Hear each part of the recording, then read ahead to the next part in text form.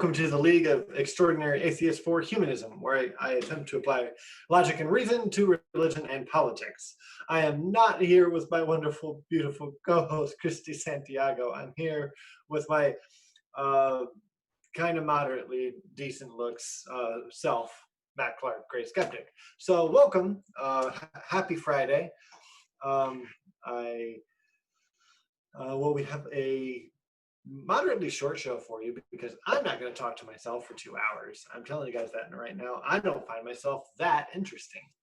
But I do have some great Kool-Aid. So I will go until at least I'm done with this glass. All right, so fun stuff. Is Biden too far left?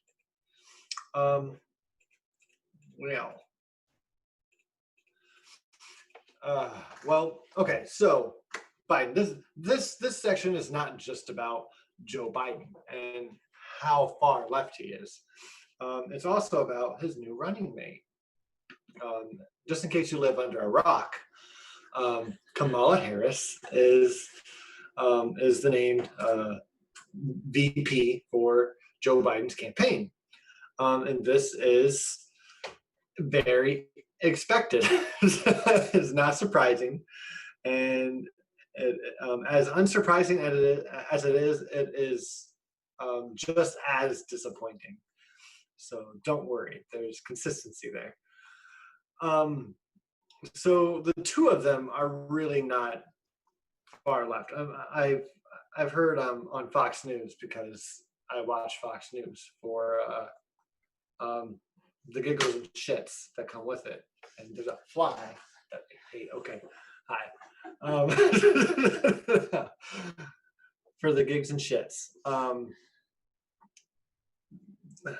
The right's freaking out about how far left Biden is getting, and the radical leftist Kamala Harris, and it's just the furthest thing from the truth, because they're both moderates. Like, I would say Kamala Harris is like maybe a left-leaning moderate, because of mostly like her identity politics, like cards that she plays, would mostly lean her left. But as far as policies go, she's still like pretty moderate. Like, she signed on to Bernie Sanders' Medicare for All bill, and then she seemed to try to stick with it in the first few Democratic debates last year. But she went the other way. Like, she tried to stay kicking and grunting, but that's about the best you can say for her. She flip-flopped on pretty much all of her progressive stances. She's not in favor of Medicare for All, but she might be cool with like what do they call it? Like not a Medicare option, pretty much Medicare option. I forget what it's called because I'm gone. So a public option. Hello, hi. I'm Mac. A public option. I'm sorry. I should have known that right off the bat. I'm going to need some rum to chase that Kool-Aid. Anyways. She may be for a public option, but she's probably not going to advocate for even that anymore, because Biden is just all for Obamacare, because he helped pass that. And that, again, let's not forget, is an old Republican plan. So that makes it maybe moderate. Like today, moderate, but back in the 90s, it was just a right-wing plan thought up by a right-wing think tank. So you can't really say that Joe has any left viewpoints when it comes to healthcare, pretty much whatsoever. And I would say that pretty straight across the board, since Trump just outflanked him on the left by signing those 3 executive orders like a week and a half ago, which we talked about, with him lowering the price of insulin and just fighting against the drug companies, just like Big Pharma in general, by signing these executive orders, making them lower the prices and not give other countries the priority on the drug prices when we're the ones paying for the drugs development at universities through our taxes. That was a more left thing to do, and I can say that if Biden was for that, well, he didn't show it when him and Obama were in office, and they could have done that with a supermajority in the House. So, like, spare me your bullshit if you think that, like, Biden would have fought for that for us, because, well, he didn't. Remember, he's been in the White House, and he was there for 8 years. That said, it's not just healthcare. Both of them, they have a very strong history of tough on crime. I think it's called like the tough on crime bill that Kamala Harris passed. I didn't do my research on that one very much. I apologize. But stance is the tough on crime bill that she passed, and then Joe Biden. Well, there's the Joe Biden crime bill from the 90s when he was the House chairman. And he was talking about super predators, and he just ramped up the drug war and caused a lot of Black and brown people to go to jail more often for non-violent drug offenses. And you are not any kind of left. You're hardly moderate if you take stances to ramp up like the drug war, and are not for legalizing marijuana, which, again, Kamala Harris is also not for legalizing marijuana.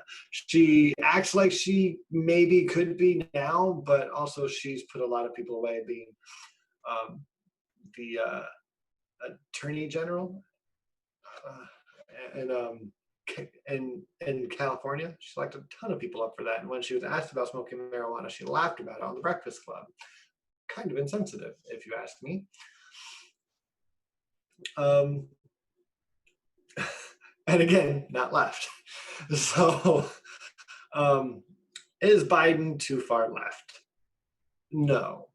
Is Kamala too far left? No. When you hear these smears about them just trying to enact socialist policies or just listening to the left in general, because I've heard a lot of, all right, well, Joe Biden's being propped up now because he's old, he doesn't have any ideas, and he's just going to be taken over by the radical left, and he's going way further left than he ever has before, and he's going to drown our country because he's just been compromised by the socialists, and there's just nothing we can do if we let this now socialist or this socialist monkey run the country. And Kamala Harris is no better.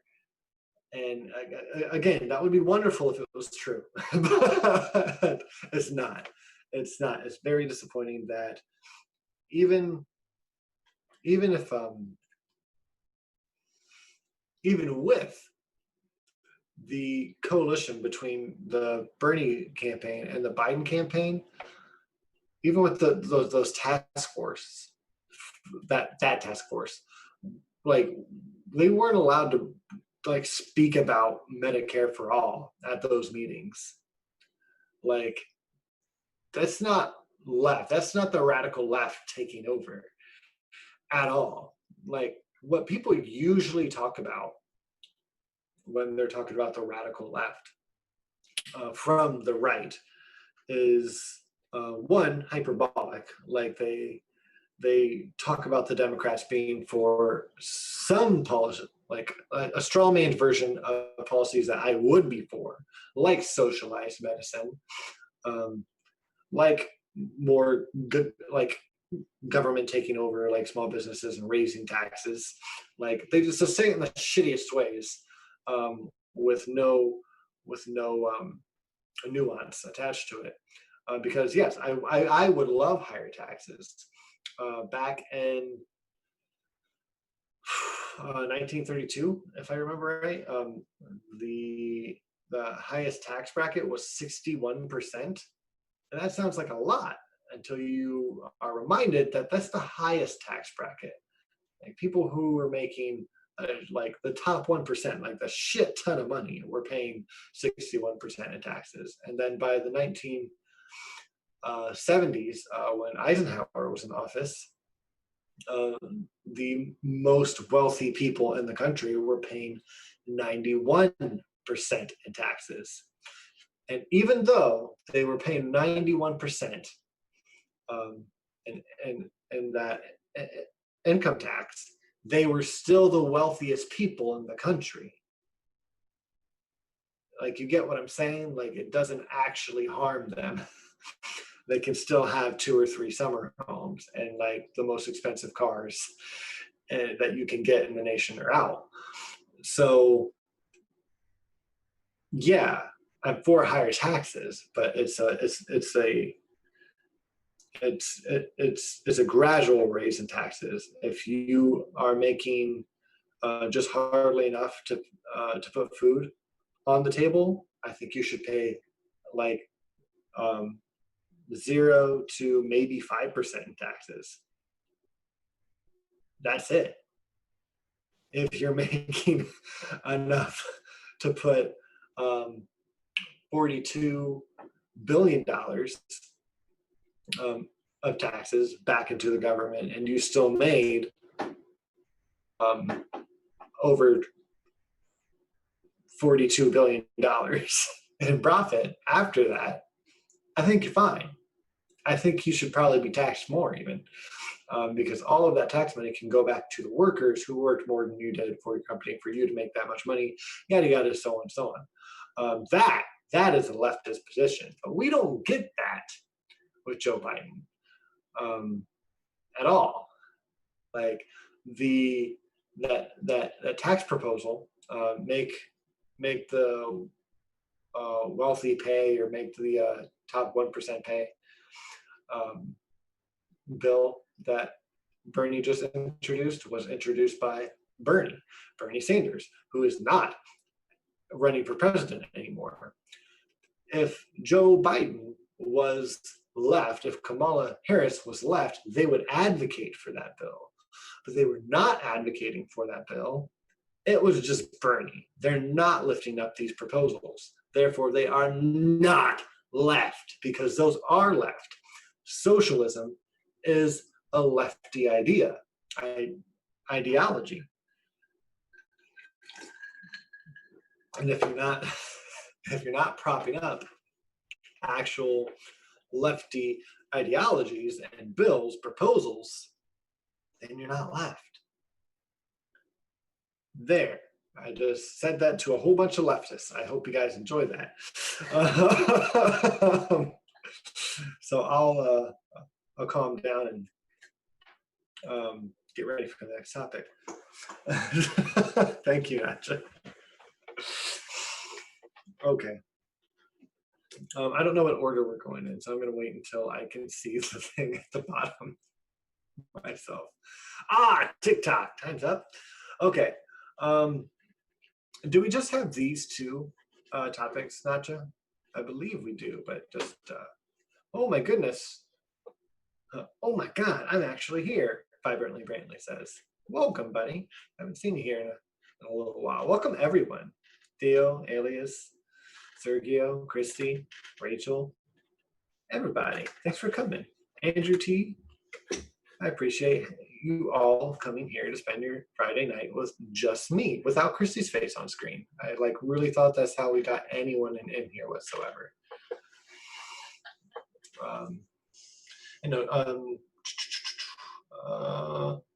Just these two is fine. Not just. This is probably going to be a pretty short show because, again, I'm not going to talk to myself for 2 hours. I can hardly do it for like 1 hour. So, TikTok. I have notes on this. Okay. Again, if you live under a rock and you don't have the app TikTok, then you might not know that the Trump administration is trying to ban the app TikTok. And not only TikTok, WeChat, and like their whole like I want to say father brand. That's not the term to use. Their parent company, Father Brand. I'm going to say Father Brand from now on, and I'm going to get a T-shirt that says Father Brand. ByteDance. ByteDance is the Father Brand. Take a drink. And they're doing this because the Trump administration states that the app's owners could be required to cooperate with the Chinese government, therefore giving them data that they gather through their users that the Chinese government could use to spread misinformation, fuck with our elections by basically doing things like making like a Bernie Bro Hulk meme, shit like that. But do it in a 15-second video. And then we have Chinagate instead of Russiagate. So like shit like that. Most of it's utter bullshit, but I'll get to the utter bullshit part here in a little bit. So why this is happening is because of what Trump just said, but why he's focused on China at all is because like we're having a cold war with China. We say that a lot of it is about the Uyghurs, a kind of minority. It's not a majority group in China, but it is a group of people who do like live in China, in China, and they put the Uyghur people into re-education camps, which deserves a whole video all on their own, because it's a deep topic that I'm not ready to actually dive into. But part of the reason that we are upset at them, quotations, is because of that. And we say that we can't stand for that, and also what they were doing to like Hong Kong during the Hong Kong protests, trying to like basically just take over the country again, because they're back under China, but they're supposed to still have democracy for like 20 years and take care of their own crimes, have their own like autonomy, kind of. So there was like there was a period of time before they just went straight back into just being under China's authority, because they were under Britain so long, and they were freer. That's another reason. Try not to just go too far into all of it. There's multiple reasons. Also, there's the trade war with China. They make a lot of money off of us. And I think Christine and I talked about this a little bit last week, where we sell off businesses. So like private companies, American companies, sell off their companies or their labor to a Chinese company or the Chinese government. And therefore, China owns American jobs or land, property. And they make a lot of money off that because they're not a real communist socialist country. They still have like slave labor and child labor there. You don't get that in an actual communist country because that's not pro-worker. And that's what the communist and socialist parties are. They are pro-worker. So if you have slave labor, you don't have real communism. But you can in a capitalist society. That's kind of how you maximize profits, is you lower wages and push for more work for less pay. That's what you get. And since China makes such a profit off of the labor that we sell to them to do for less, their economy is just fucking booming right now. It really is working for them. I wouldn't really trust any of your right-wing buddies when they say that like China's going downhill and all they want to do is destroy the world. Because really, their economy is doing fairly well right now. And Trump is right to a certain extent to say it's because they take advantage of us. Because like, yeah, we do. And we let them. He's right. But it's not just because China's just awful. They see a good deal when it's presented to them.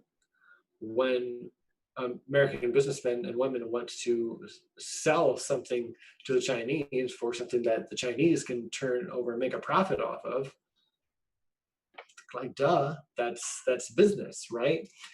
And the Chinese economy, they have the money. They have private investors who have money to buy up what they need to kind of screw us over. and they just do it because they can, because someone else would if they didn't. So again, that said, I think that's one of the biggest reasons is this trade war that we're having with China. And since they're not really cooperating with the Trump administration, with them trying to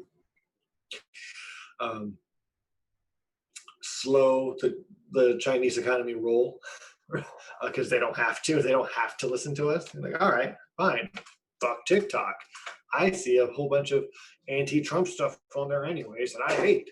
So fuck TikTok. I think that's pretty much the gist of it. Honestly, that's why they're targeting TikTok over anything else. If they really wanted to make a difference, they could really just stop a lot of trade with China. They could apply like more broad sanctions, and that would screw us because of how much we purchase from them, because we've sold so much labor. Like, how many things do you have that say made on China on them, right? We trade a lot with them, so we're kind of like going to this meeting trying to strike a deal, but we don't have any pants on. We're looking foolish. There are ways to do this better, to negotiate with China better, and this really isn't the best way to go about it. But not only is this not the best way to go about it, we don't think Trump can actually really do this. Again, I don't have the names of the legislation here that keeps him or lets him do this, but there are laws in place that could allow him to ban TikTok. And it's the same kind of law that was meant to keep the executive branch from doing this to private companies, unless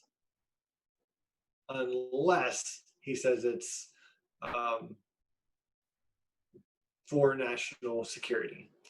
If there's like a national security breach, or if there could be, and that's what he calls it. So since it's a national security risk, he could say, "Hey, we need to ban this or shut this down," kind of deal. And he can't shut it down because TikTok is not owned by an American company, so he can't tell a Chinese company what to do. But he can ban it pretty effectively. And what he wants to do is, the Trump administration has said they have until the middle of September to find an American buyer, just for the TikTok operations and WeChat operations in America. So they would just be separate from the Chinese ones, or the Chinese service, basically.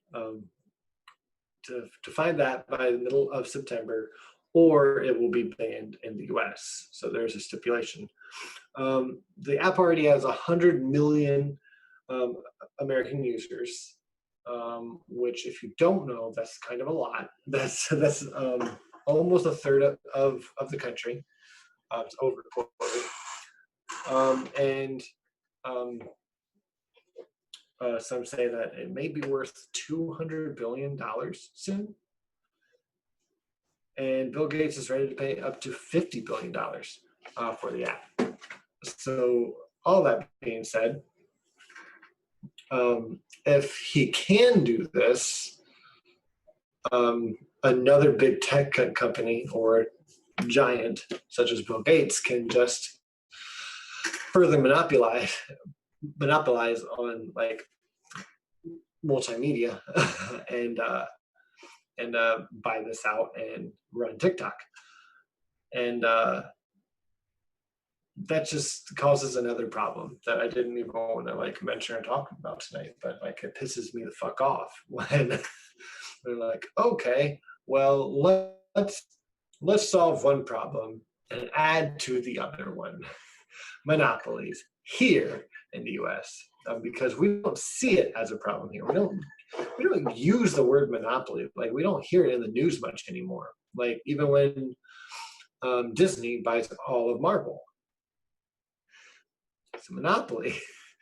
Like, we just let these things happen, and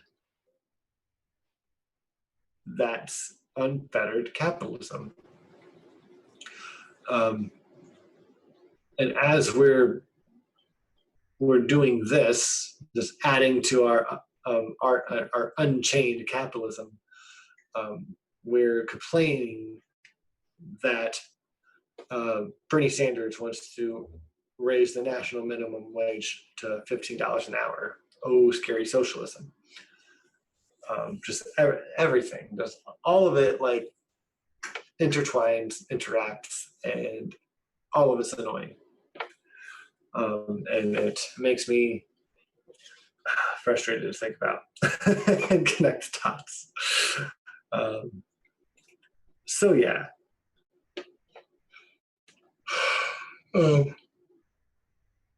Excuse me. Speak of the devil, and he shall appear at your shoulder. Sean Hannity here says down below, or in a tweet, thank you to all. Now let's protect liberty, freedom, and capitalism versus the most radical socialist agenda of Joe and Kamala. That's the win that matters most. And both sides, right? Both sides, the Republicans and the Democrats, are for capitalism. which is why we shouldn't have a two-party system, because they're not very different from each other.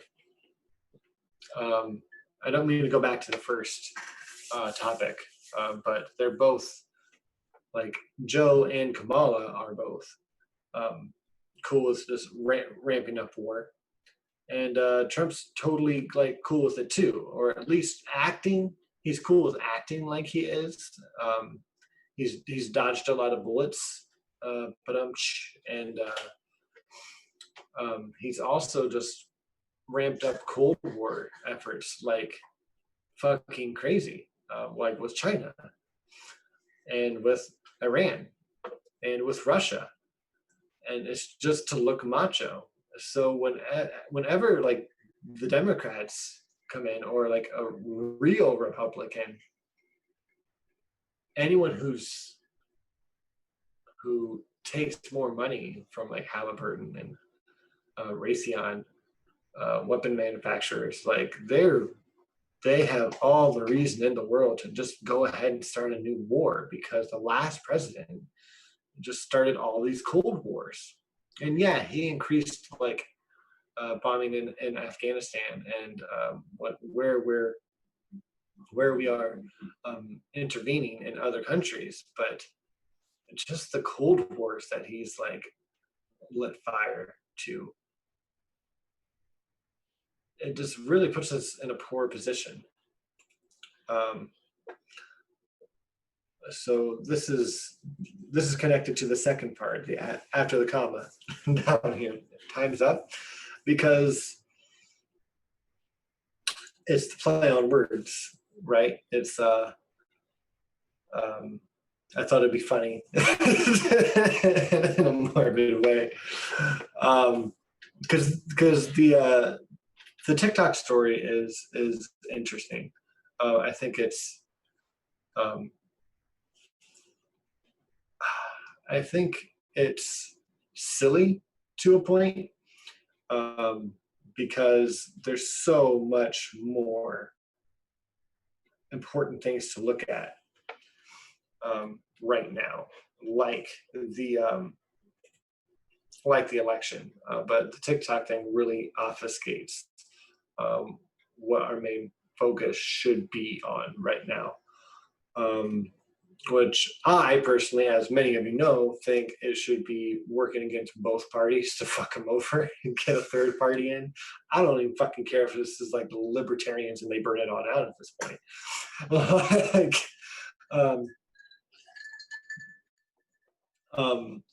we really should be focused more on policies and populist policy, like Medicare for all during a pandemic. That should be the first thing that we focus on. The second thing is, why do we fucking get COVID-19 in the first place? It's because of our capitalist system that just eats up fucking resources like no one's fucking business all around the world, and it destroys other habitats that other creatures live in. And then those creatures have to find new places to go, and eventually they go where people are. We're introduced to new diseases. Maybe this isn't COVID, but we think it's COVID because it's a zoological disease. So meaning it transfers from one species to another. And that sucks, but we do it to ourselves. So our second thing that we should really be focused on is, to say it in a short way, global warming, climate change, just our environment in general. Like, we need to be smarter about how we treat the planet, however we run society, like in a capitalist way, in the capitalist light way. Like, we need to stop being stupid about it, really. Like, if we decide to just being to continue to be super capitalist here and in other major countries, then we at least need to educate people on like what it's going to do to us in the long, not so far away term. It's frustrating, and we're worried about TikTok, but at the same time, TikTok is still a pressing matter, because it has 100 million people on it, who use it for fun and also just for free speech. This is a basic free speech issue. Like, we don't need to put any more caps on free speech. And I get that the Chinese government, you gotta, what if they get this, that? Like, we have the fucking internet. Like, if the Chinese wants to know anything like about us, there's other ways to get all of that information. I don't think these two apps, WeChat and TikTok, are the end all be all for them fucking with our elections or getting inside information on businesses or whatever they're worried about, whatever. I think it is important, but it really doesn't rate top 10 right now. That's what I think. I don't want to end too quick tonight, but if anyone has any questions for me, put them down below. Make sure you add Matt Clark. Like, there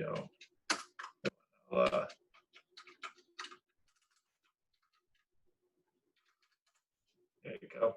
At me there. And if you guys have any questions, go ahead and throw those at me. I do have one more part to this, to the time's up. How do we say it? Milne? That sounds right. Milne. That's it. Sorry. Canada's Milne ice shelf collapsed after high record Arctic temps. These temperatures are like 9 degrees Fahrenheit higher than average. So what happens when that 9 degrees difference shows up? I'll read a little bit of this article from heavy.com. I'll put a link down below since I'm going to be reading straight from this article. This is the best I found. There we go. All right. A 4,000-year-old 72 square mile natural structure in Canada's Arctic, known as the Milne Ice Shelf, lost 2 icebergs at the end of July, one of which was the size of Manhattan.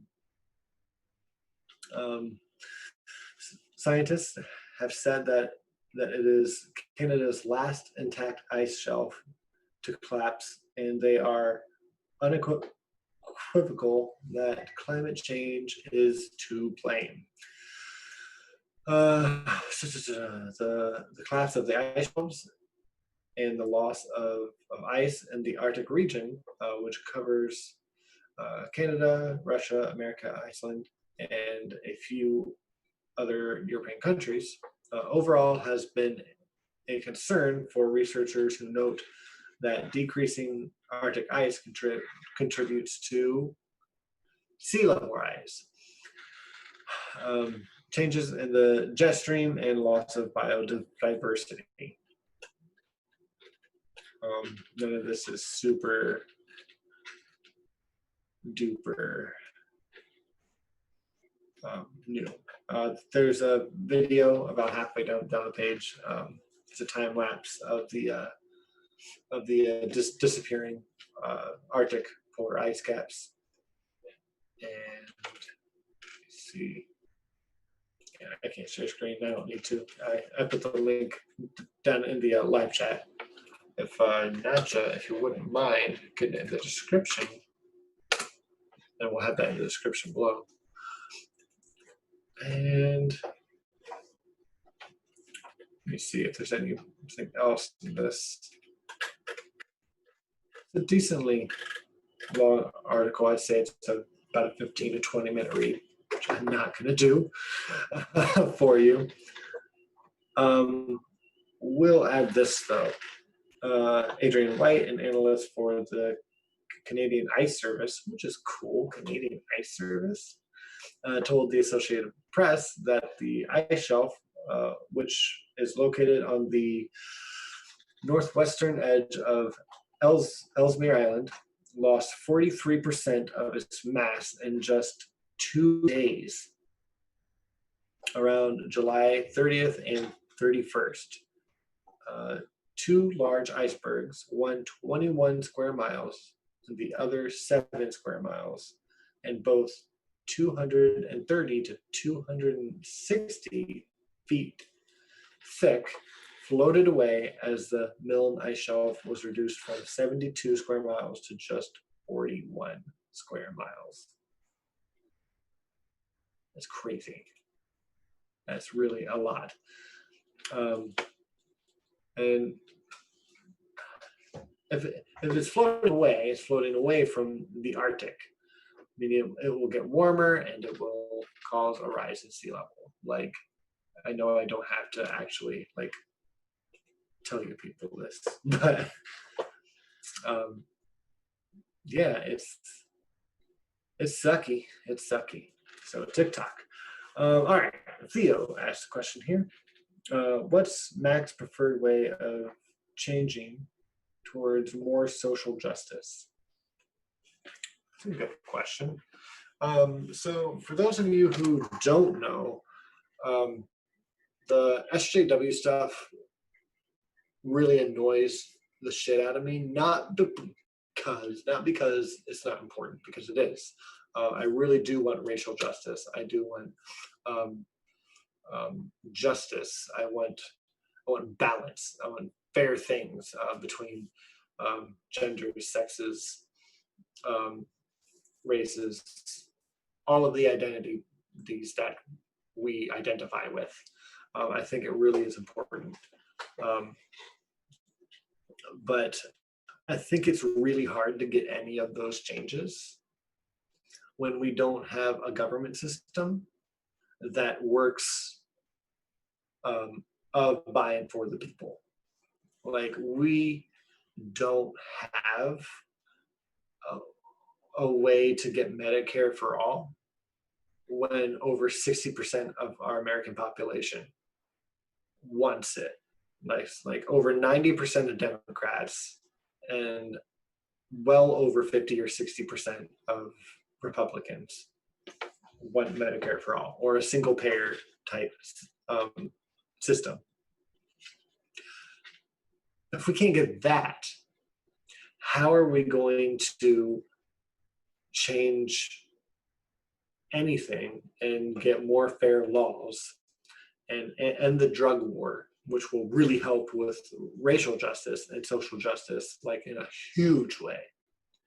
If we just don't have a good like voting system, if we don't have ranked choice voting, if we only have a two-party system that's corrupt as fuck, if we don't reinstate Glass-Steagall, if we don't just get money out of politics, like, money's not free speech. It shouldn't be considered free speech. We need to overturn that law.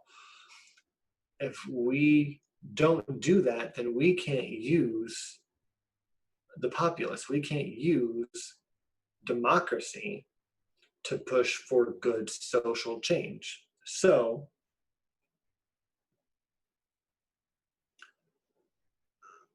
the answer to your question, what's Mac's preferred way of changing towards more social justice? It is focusing on policy, focusing on all the boring stuff. Don't focus on the problem that you're trying to solve. Focus on the solution to your problem. Like, there's usually another issue you can find that you have to solve first. And mine is voting. Like, if you go to, let me find a good video here real quick, everyone.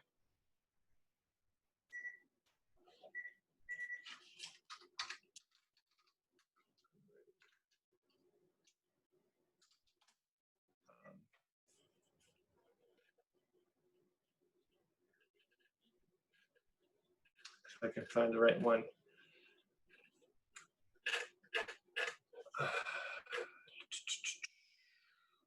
It's called Unrig.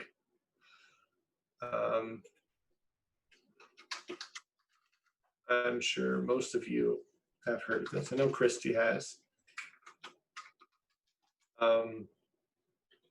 It's a movement. They have summits. They have. I don't want this to play. Okay. There we go. I'm gonna add this video to the live chat.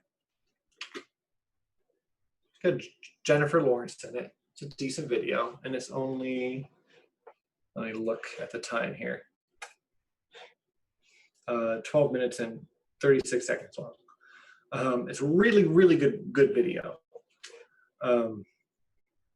Citizens United, fascist as fuck. Christy Santiago said yes.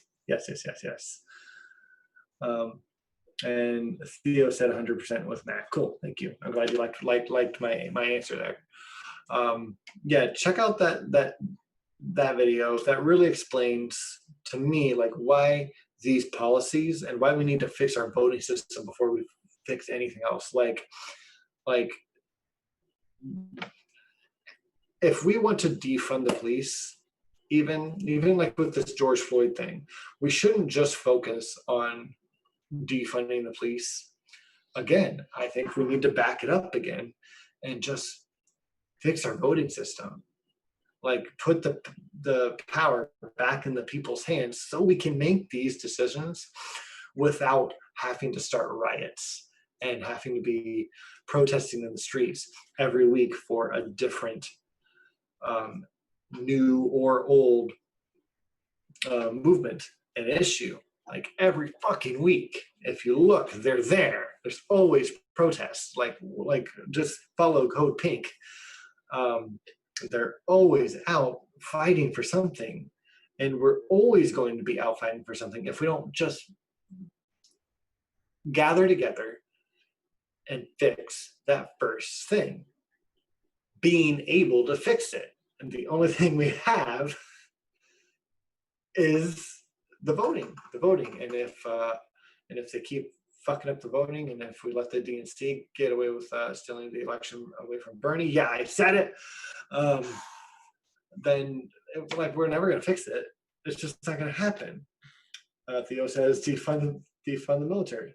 Yeah, how are we going to defund the military? Vote on it. How are we going to vote on it? That's how we vote. We got to get people in there, like the Justice Democrats. We need to get enough of them in there to overthrow the regular Democrats, or at least make them scared of losing their seats, so they stop taking as much money from the military-industrial complex. Like, yeah, it's all goes back to, does our vote count? And if it doesn't, how do we make it count? Like, I'm cool with both answers here.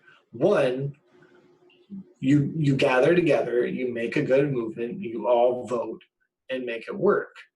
If you see it's not working because they can manipulate votes, then you riot and you get violent, because that's what it calls for. That's what happens in every other country.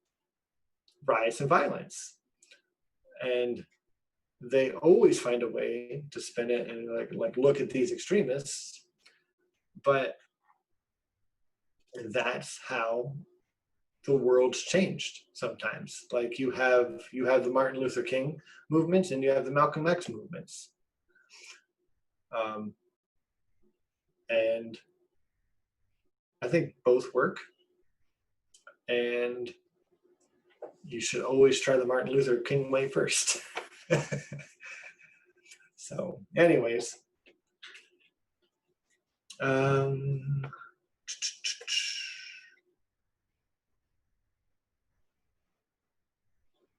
and Smitty is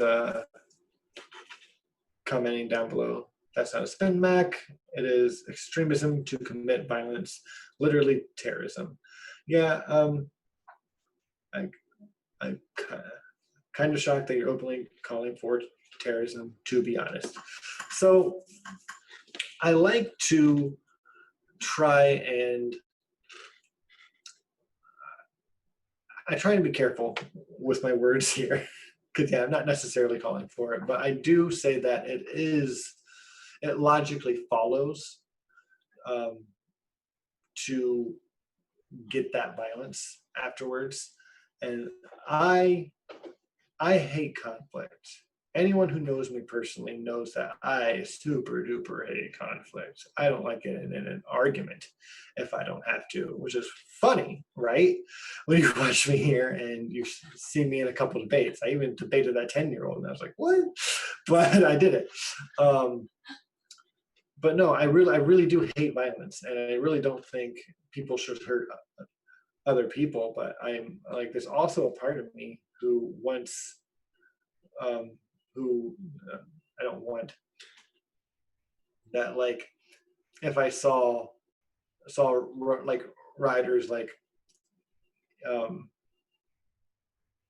pull Mitch McConnell, Nancy Pelosi, Chuck Schumer, and Marco Rubio like out of Congress and drug him outside, kind of thing, to like scream at him and like, hell yeah, do it. Like, it wouldn't hurt my feelings, and like, also, like, that's what you get when you don't listen, right? I'm not saying I want that, because I want them to just listen. I'm not saying that anyone should go out and do said things. I'm just saying, when they do, we know why they're doing it, because it follows, because people are frustrated. They feel like they have nothing left. And if we get to the housing crisis, which we're in, and people really do start becoming homeless, that should absolutely happen. If the government is throwing people out on the streets and handing the money over to private businesses, like, someone's going to get their ass beat, and like almost no one's going to feel bad for it. And yeah, um, that violence would kind of count as terrorism, but I think that the gross negligence of the government and our representatives is also a form of terrorism. And violence begets violence. It just does. I don't want it. I'm not an anarchist at all. I want the peace. So you either have to coalesce, figure out how to solve the problem, and fucking solve it, or you get chaos. Yeah, that's my thoughts. So I hope that clears it up for you, Smitty. I thought you said I thought you were saying we need rights. I'm like, no, I just think they like logically follow. I'm not necessarily against the riots, but I don't want the riots. But I don't say that the riots are just awful. Like, I'm 100% against them. I don't want them, but I'm just like, I get it, I mean, I'm mad too. I get it. I'm not in their shoes. I know I don't agree with it, but like, I'm not in their shoes. I don't want to condemn um, someone's choices like that when they're not actually harming people.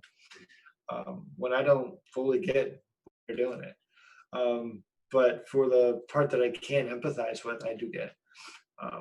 And it sucks. I don't want to get it. So yeah, I get why Al Qaeda thought 9/11 was justified, but I'm against it. Yeah, I think you're being sarcastic. I mean, that's cool, but I mean, I've said that before, of like after like what we've done with Al Qaeda. Obviously, they'd want death to America, right? They would want that. I get it, but I'm against it, because what they did was wrong, and they did kill people, a lot of people. So obviously, absolutely against it. But if you look from their side, what else are they going to do? Okay, not being sarcastic. Cool. Thanks, man. I'm not sure with you sometimes. That's okay. either way, it's yeah. When you can look at what um, um, terrorists from other countries have done and why, it's really easy to like look at like capitalism and who it hurts and what they want to do, like riots, and understand why. Um, it's just the empathy on both sides, which you're discouraged to do a lot in today's society, especially if you're in lower class and you're in like an unfettered capitalist system.